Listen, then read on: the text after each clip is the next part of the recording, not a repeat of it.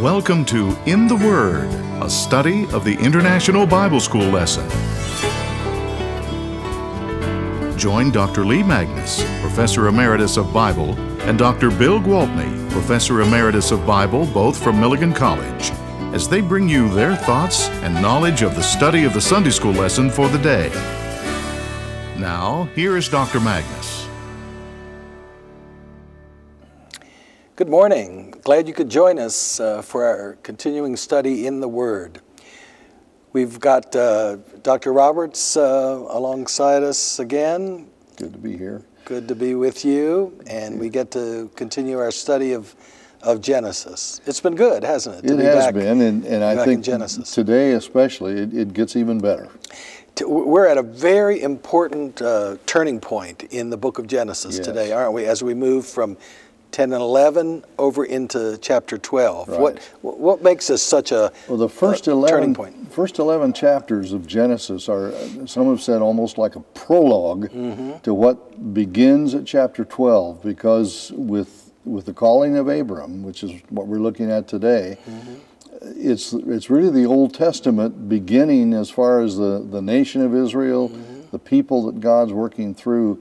But those first 11 chapters give us that background to understand what it is and why it is that it's so important with Abram. Yeah. So the first 11 chapters have the feel of kind of an introduction to the whole biblical narrative. Right. But they're not just an introduction, because many of the important trajectories and themes that we find there are also going to project right on into chapter 12 and beyond. Yeah. But you'll notice the part of the contrast, the ages, 700, 800, 900 years old, and then you come down to where in chapter 6 it says no longer is it going to be that, it's going to be 120. Well, today we're going to look at a couple, 205, 175, and so forth. Yeah. So it's beginning to come down, and eventually the age of about 70 or 80, 90 is what we're familiar with today.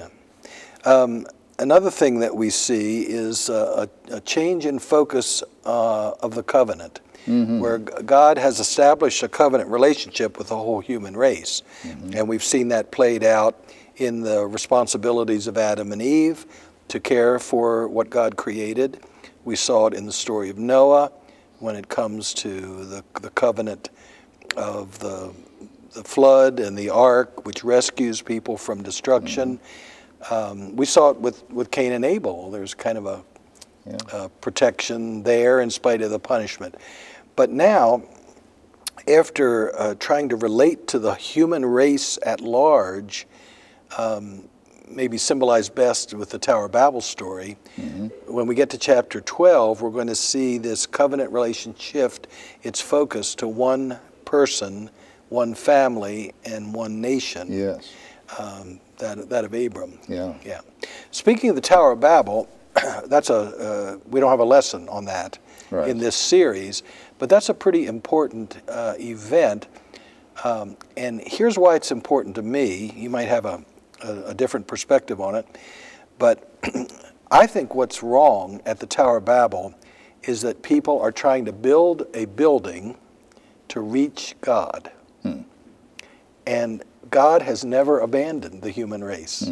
In spite of human sin, God, as we noticed in previous lessons, maintains his presence and provision and involvement in human life.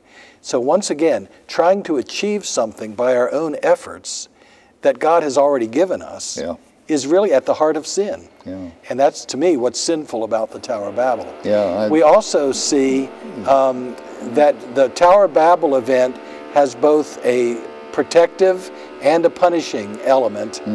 By spreading out the human beings into nation groups and language groups. They are punished for their foolish building of the tower, but they are also protected from concerted sinful efforts. But all that's about to change now with the coming of Abram. Well, our lesson text is kind of chopped up. It starts with chapter 10, verse 1. Just a single verse. Which is leads us into some genealogical conversation. So why don't you read that? Let's read that. And then we'll talk about it. Chapter 10, verse 1. This is the account of Shem, Ham, and Japheth, Noah's sons, who themselves had sons after the flood. Now, genealogies, as you mentioned in an earlier lesson, are really important to the ancient Israelite people, aren't they? Yes. Because in it they trace God's relationship with their forebears. And here we have the three sons of Noah, and they become very important throughout the rest of chapter 10, which is not printed here, because these three sons become the forebears, the ancestors of the human race. Whole nations. Yeah, right. And it becomes clear that each of these three family groups finds a geographical focus for their lives. Japheth is mentioned first. He seems his descendants were focused in western Turkey and Greece and the coastlands of the Mediterranean Sea. Yeah.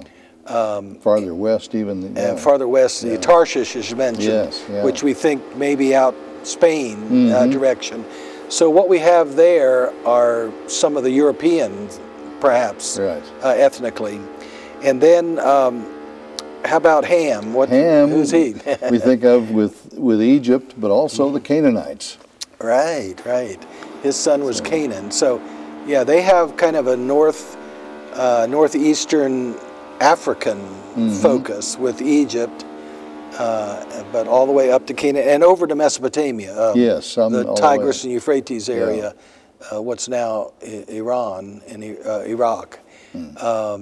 They seem to have lived over there in Mesopotamia as well. And then the third is Shem. The Semites are the Mesopotamia. Shemites, which we say Semites. Right.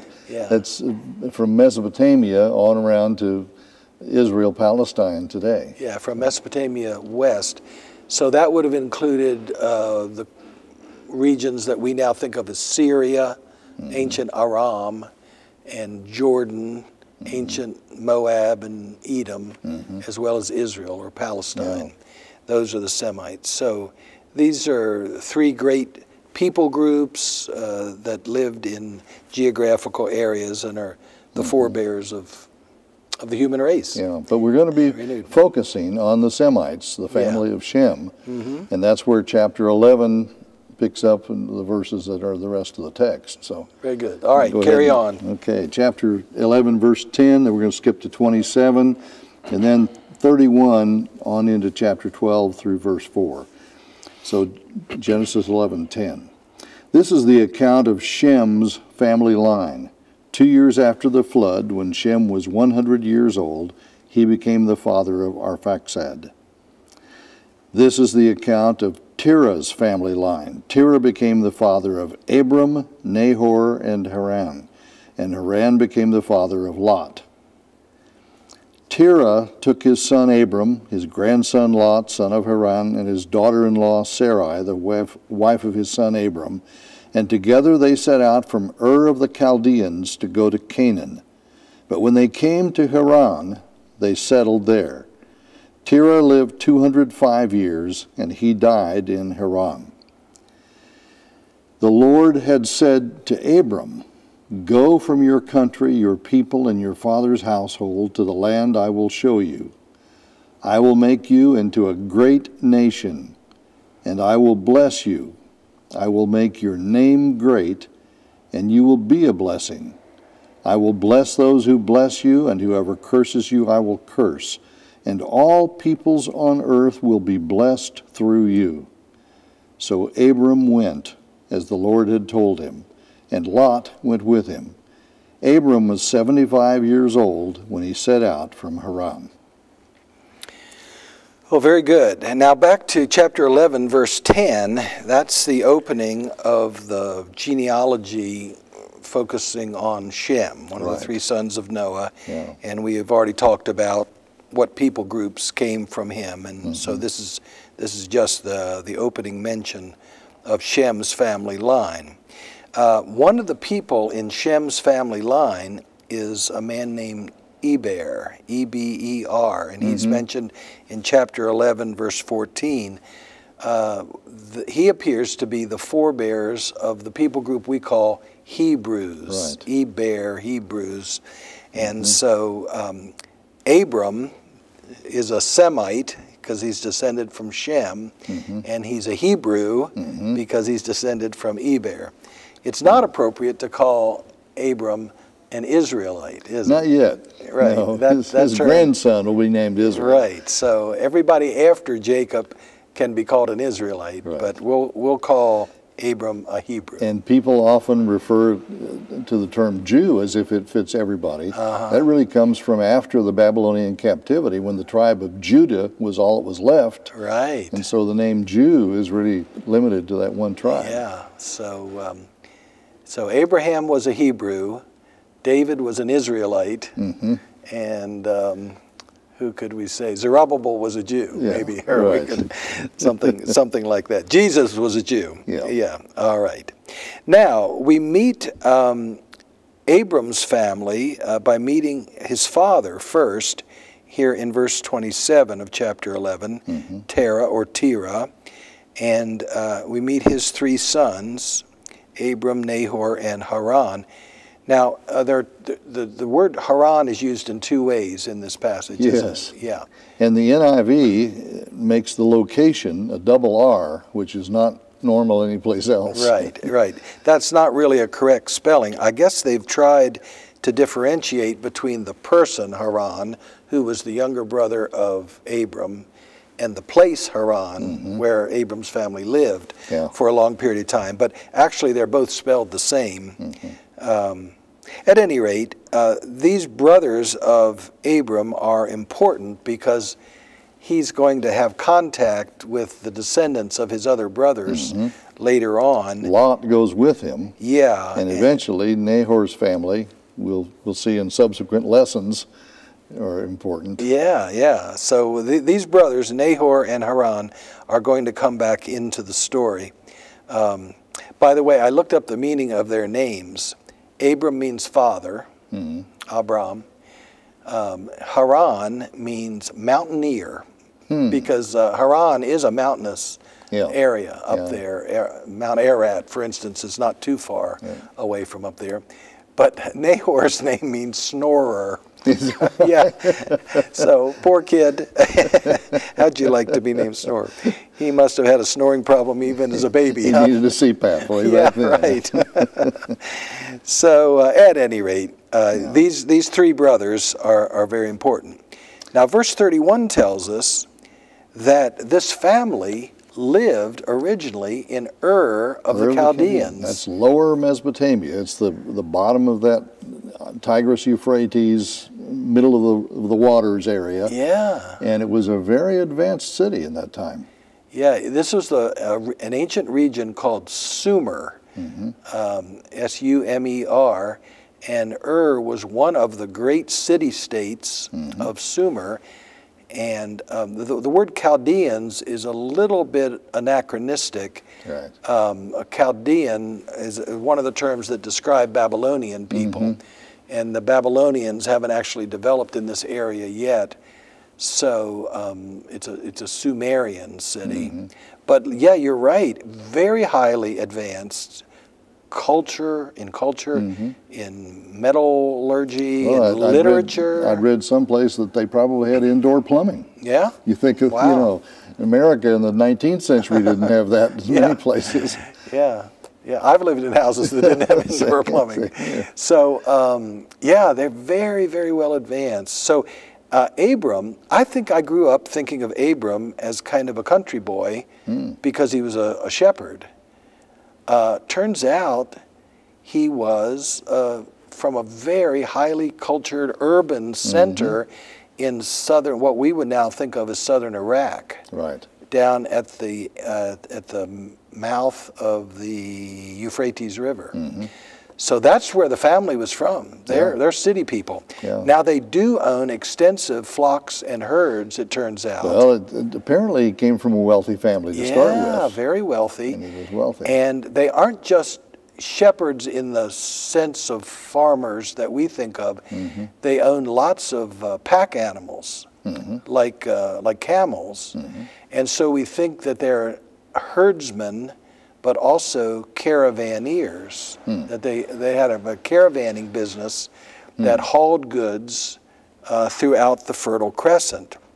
There I just said a term. Maybe we ought to talk about that. What's right. What's the Fertile Crescent? Well, the Fertile Crescent, if you think of Ur over in Iraq as the beginning point, and then move to the north and west, Haran would be at the top of the Euphrates area where the headwaters of the Euphrates are, and as you said, more of a mountainous area, and then continue on a curve on down toward the Mediterranean coast, where we again think of Israel today. That arc is referred to as the Fertile Crescent. It was fertile, crops would grow, and the trade routes went through there. Right.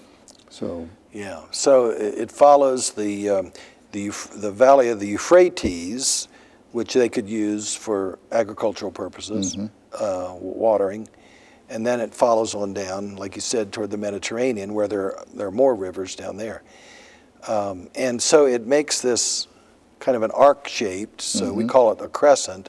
It looks like on the map. And in the middle of that was the Arabian Desert. Right. Yeah. That's why they didn't travel through there. Yeah, so nobody much traveled across there. Yeah. Nobody much lived there except maybe some nomadic peoples.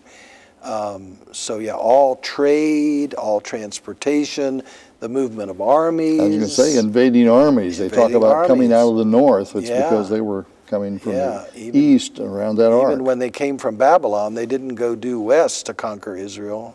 They came from the north around the ark.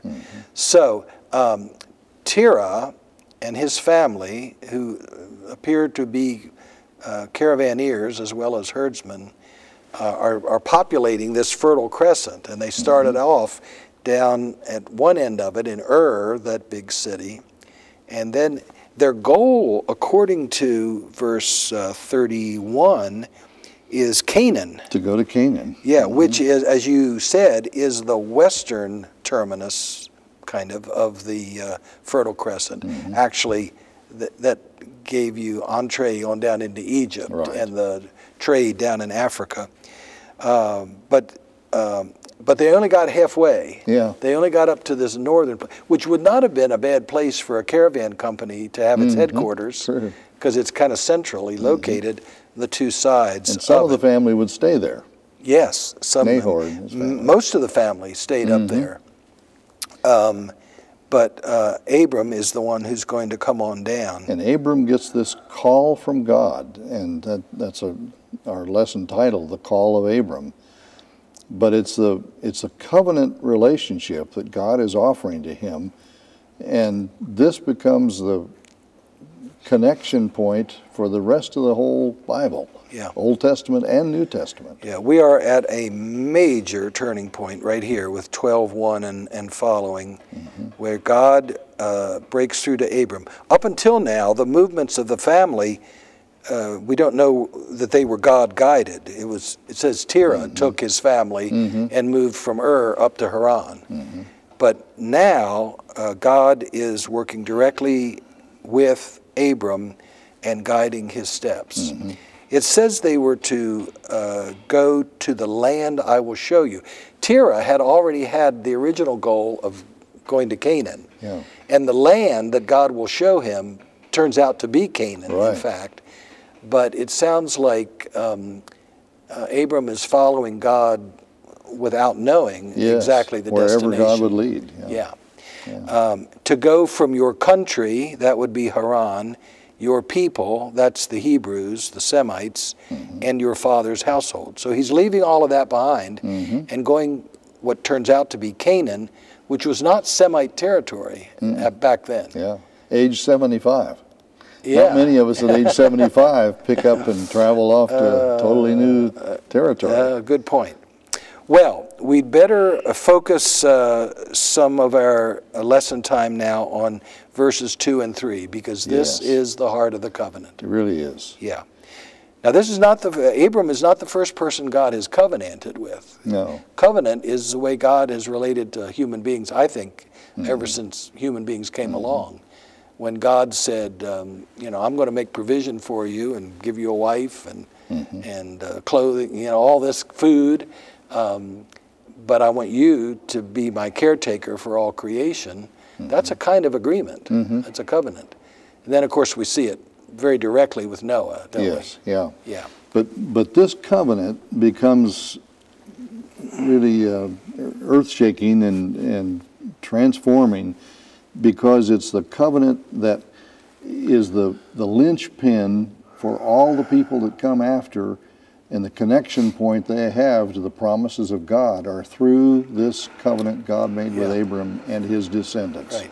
And Christians believe that God's work in Jesus Christ is, in a sense, the fulfillment and culmination of this very covenant here. In a sense, all God's covenants, but there's a special sense in which it is this one. Well, let's look at the features of the covenant then, as they're listed in verses 2 and 3. What's the first promise? So I'll make you into a great nation. So this one man, 75 years old, and his wife, Sarai, but have no children. Right. But he's going to become a great nation. Yeah. So this implicit in the promise of many descendants is the promise of a child, which is going to become a very big factor in the succeeding lessons. But you know, that's one of the things that people still today want to feel when they come to the point of dying, that their influence will live on, that their family will take the family name or traditions, whatever. It's a promise God made to Abram. I'll make of you a great nation. And that's what people still hope for. And the word great, I think, has kind of a double meaning, both large, which is one of the meanings of the word great, but also significant. Yes. Impactful, as you were saying. Yeah. Next it says, I will bless you. Now that's a personal blessing, isn't it? It was. That he promises to Abraham. What's this name great? What's a big name? Well, again, I think it's a thing of wanting your life to be significant. When you die, will there be anything left of what you've done or been, and will there be any remembrance? Your name will be great. Yeah. So the word name kind of has the implication of a reputation. Your heritage. Yeah, your heritage. It could also mean you as a person. The name, like if we say in the name of God, we mean in the person of God. So in a way, this is a promise. I will make you a great person, a significant person, who then will be remembered. Their reputation. But then the language changes a little bit. Originally it said, I will bless you. Now it says, I will, and you will be a blessing. Right. I'm sure many of our viewers remember the old gospel song, Make Me a Blessing. You remember that? Yeah. I think most of us think, give me a blessing. Yes. Right? We're more interested in getting a blessing than being a blessing.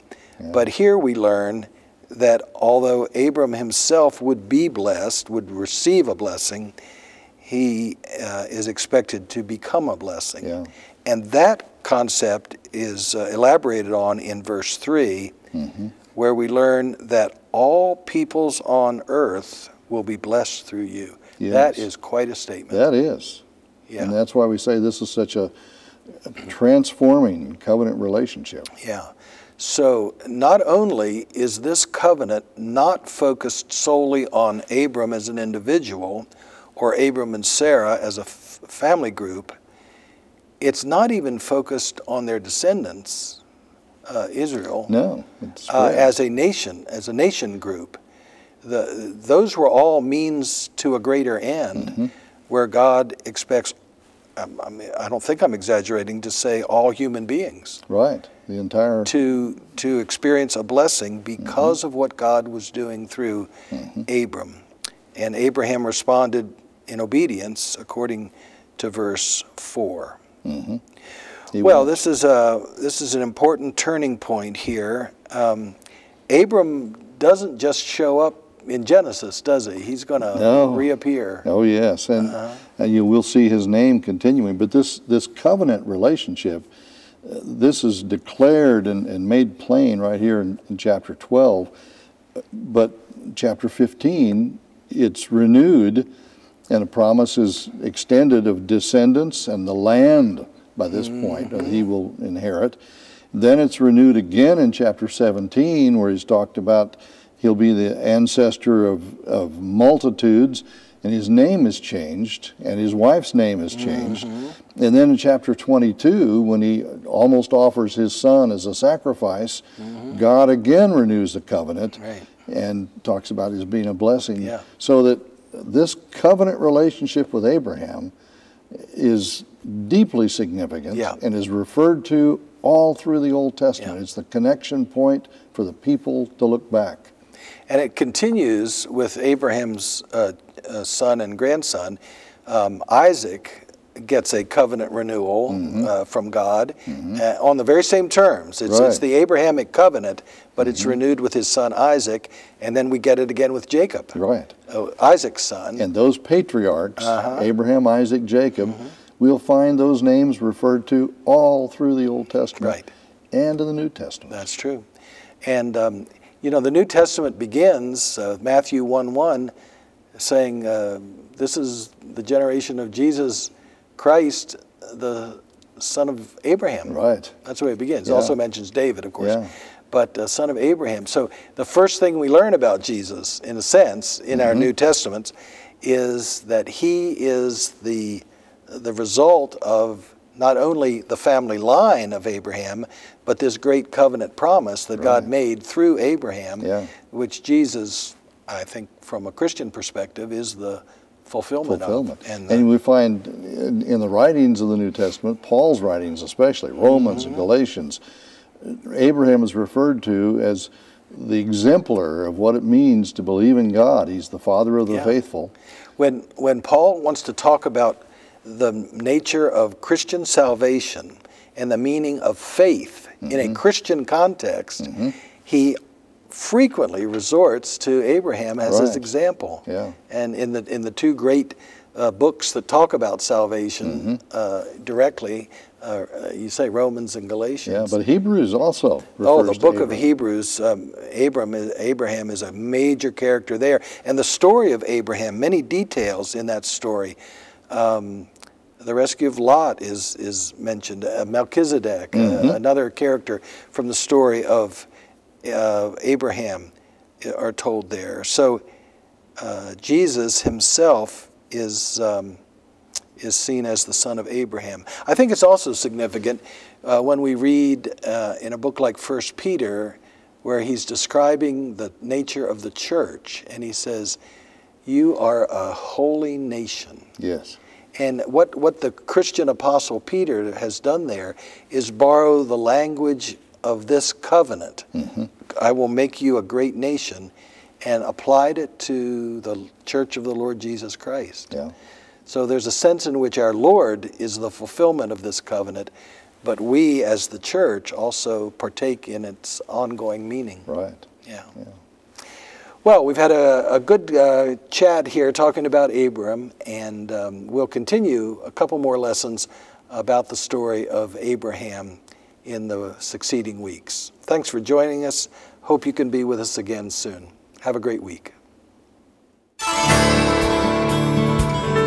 This has been In the Word, a study of the International Bible School lesson with Dr. Lee Magnus, Professor Emeritus of Bible from Milligan College, and Dr. Bill Gwaltney, Professor Emeritus of Bible of Milligan College. Join us again next week for another lesson from the International Bible School lesson text. This has been a production of the First Christian Church Television Ministries.